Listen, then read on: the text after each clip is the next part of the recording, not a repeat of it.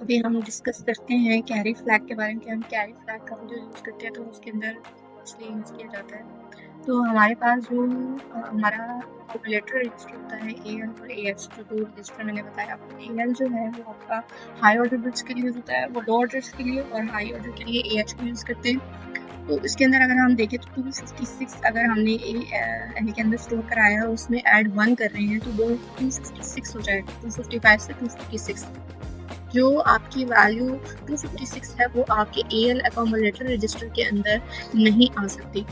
तो वो 8 bit register है, उसमें वैल्यू 256 तक ही आ सकती है, इससे ज़्यादा नहीं आ सकती। तो ये जो एक्स्ट्रा जो वैल्यू आ रही है, इसका 1 कैरी जो है वो आपका कैरी फ्लैग के अंदर चला जाएगा।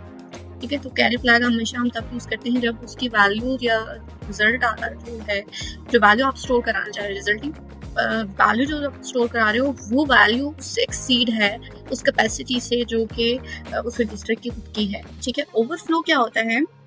ओवरफ्लो होता है, ओवरफ्लो फ्लैग तब ऑन ऑफ होता है, यानी कि उसकी वैल्यू 0 या 1 होगी जब उसकी जो रिजल्ट अपकमिंग रिजल्ट आने हैं, मतलब अगर आपने 127 के अंदर रिजल्ट 1 ऐड किया है, वो रिजल्ट आपका पॉजिटिव से नेगेटिव में ट्रांसफर हो जाए।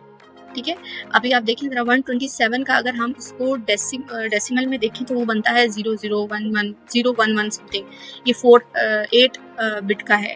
ठीक है, जब इसमें ऐड 1 किया तो उसका 127 को बाइनरी में जैसे कन्वर्ट करते हैं, ऐसे ही 127 में +1 किया तो 128 हो गया। 128 का बाइनरी बन रहा है 100000, ये भी 8 बिट कवर कर रहा है।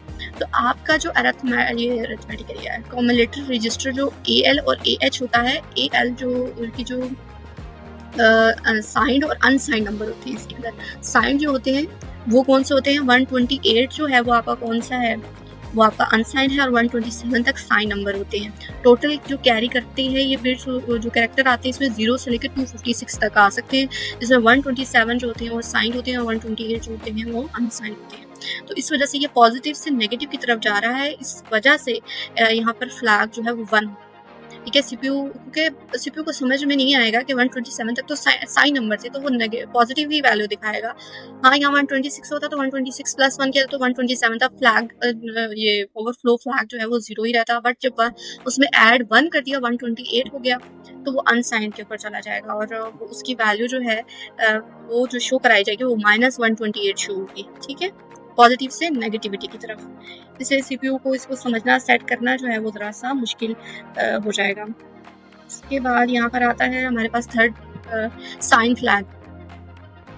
साइन फ्लैग के अंदर आपके पास मूव, आपके पास आप अकोमोडेटर लो ऑर्डर बिट का जो है वो यूज़ कर रही हैं, और उसमें वैल्यू है 10, और उसके बाद आपने उसको सब्ट्रैक्ट किया 20। ये 10 में से जब हम 20 निकालेंगे तो आपके पास वैल्यू जो आएगी वो किस में आएगी? रिजल्ट माइनस में आएगा। तो साइन फ्लैग हमेशा नेगेटिव, जो वैल्यूज नेगेटिव में आ रही होती हैं, नेगेटिव साइन के साथ आ रही होती है, उनको उसमें उसकी वैल्यू को 1 कर देगा। अगर तो ये 10 में +20 किया जा रहा होता देन इट्स ओके, ये आपका फ्लैग जो है वो 0 ही रहता। बट इधर 10 से 20 हो रहा है, 10 से जब हम 20 को निकालेंगे, उसमें से सब्ट्रैक्ट करेंगे तो वैल्यू ऑटोमेटिकली -10 आ रही है और वो माइनस में चली जाएगी, तो साइन फ्लैग की वैल्यू 1 हो जाएगी। जीरो फ्लैग क्या होता है? जीरो फ्लैग के अंदर आपके पास 2 वैल्यूज हैं, जिसमें आपने 5 से 5 माइनस कर दिया। 5 में से 5 आप सब्ट्रैक्ट करेंगे तो वैल्यू क्या होगी? 0, यानी कि वैल्यू कोई रिटर्न नहीं हो रही। रिटर्न वैल्यू जो है वो आपकी 0 है, तो वो आपका फ्लैग की जो वैल्यू है वो क्या हो जाएगी? 1। फिर आपके पास नंबर 5 पे एक्सिलरी कैरी फ्लैग। ये आपका ज़्यादातर यूज़ होता है BCD कैलकुलेशन के लिए, बाइनरी कोड डेसिमल के लिए हम यूज़ करते हैं, जहाँ पर आप 3 बिट से 4 बिट के अंदर वैल्यू जा रही होती है, तो वहाँ वैल्यू जो इसका फ्लैग है वो 1 हो जाता है 3 बिट से 4 की तरफ। ये जैसे एक एग्जांपल नीचे मैंने कोड की है, इनिशियल AL की वैल्यू जो अरिथमेटिक लोअर बिट्स रजिस्टर है उसकी वैल्यू, जिसमें हम डेसिमल 15 प्रिंट कराना चाह रहे हैं, 15 लिया हमने। 15 की आपकी बाइनरी होगी 000 तकरीबन 4041। ठीक है, उसके आप बिट्स देख लें तो बिट्स स्टार्ट होती है यहाँ से 1 से। तो 1 आपका 0 बिट के ऊपर 1 पड़ा हुआ है, 1 के ऊपर 1 पड़ा हुआ है, 2 के ऊपर 1 पड़ा हुआ है, 3 पे भी 1 है, 4 पे 0, 5 पे 0, 6 पे 0, 7 पे 0। आफ्टर अगर इसके अंदर ही मैं 15 की जगह 16 कर देती हूँ, मतलब 15 में +1 कर दिया तो क्या चेंज आएगा? तो उसकी डेसिमल वैल्यू जो बाइनरी वैल्यू है वो ये बनेगी। तो 0 के ऊपर क्या पड़ा होगा 0, 1 के ऊपर 0, 2 पे 0, 3 पे 0, 4 पे 1।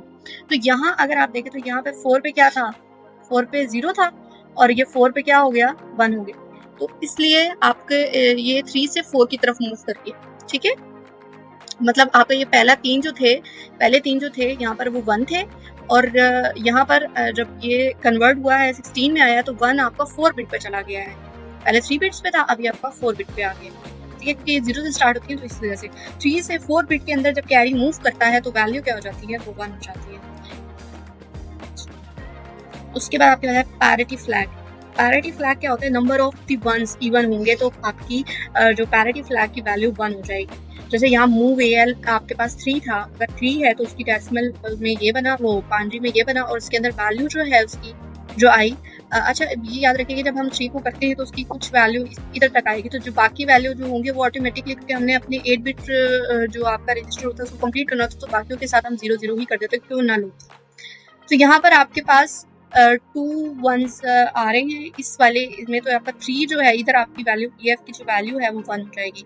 अगर ये दूसरे में देखें तो आपने 7 दूसरा इधर जो दिया है उसमें वैल्यू स्टोर करवाई है 7, तो 7 के अंदर आपके पास ये आ रही है, ठीक है, जिसके अंदर आपके 3 वंस की जो तादाद है या उसकी काउंटिंग ऑफ वंस जो है वो आपके 3 है, तो उसमें आपकी पैरिटी फ्लैग क्या हो जाएगा 0।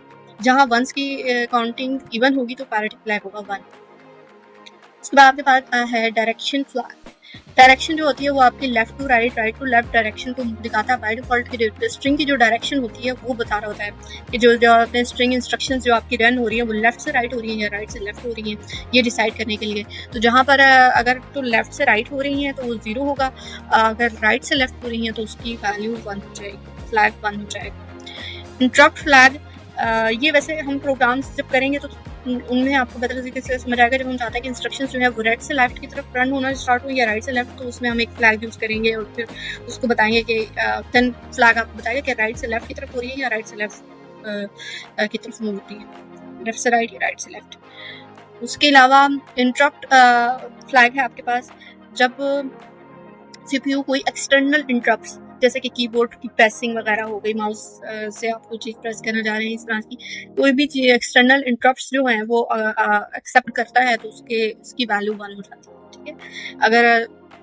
इंटरप्ट ब्लॉक है, मतलब अगर आप कोई भी आप काम नहीं कर रहे, कीबोर्ड से कोई प्रेसिंग वगैरह नहीं कर रहे, तो आपकी इंटरप्ट्स की वैल्यू होती है वो ब्लॉक होती है। ट्रैप जो होते हैं डीबगर टूल्स वगैरह के अंदर यूज होते हैं। डीबगर जो होता है वो डीबग करता है हर इंस्ट्रक्शंस को, ठीक है। डीबगर जो है वो हर एक जो जितनी भी उसमें इंस्ट्रक्शन हमने प्रोग्राम के दी है वो रन करेगा, तो उसकी वैल्यू जो होगी, ट्रैप फ्लैग की वैल्यू क्या होगी, वो 1 होगी। तो ये सारे फ्लैग्स थे, आज सारे फ्लैग्स को कवर किया, सारी चीज़ें कवर करने की कोशिश की हैं। आई होप कि सारी चीज़ें समझ में आ गई हों। आई थिंक अब ये सारा कंप्लीट हो चुका है। चलिए नेक्स्ट जो है फिर हमने क्या करना है, हम अब कोड की तरफ मूव करेंगे, क्योंकि हमने सारी चीज़ें एक एक करके देख ली हैं। हम नेक्स्ट वीडियो में इंशाल्लाह मैं सारे कोड के बारे में चीज़ों को डिस्कस करूँगी। तो अभी तक के लिए इतना ही है, ये आप करें। नेक्स्ट वीडियो में हम कोड को देखते हैं कि उसके अंदर हम किस तरीके से इन सारी चीज़ों को जो हमने अब तक पढ़ी हैं, रजिस्टर्स पढ़े हैं, उनको हम एक्सेस करेंगे। तो बेसिक रीज़न यही था बताने का कि हम जब कोड की तरफ आएंगे तो ये चीज़ें हमारी पहले से हमारे अंडरस्टैंडिंग हो कि ये रजिस्टर्स काम क्या करते हैं, किसके लिए इस्तेमाल होते हैं।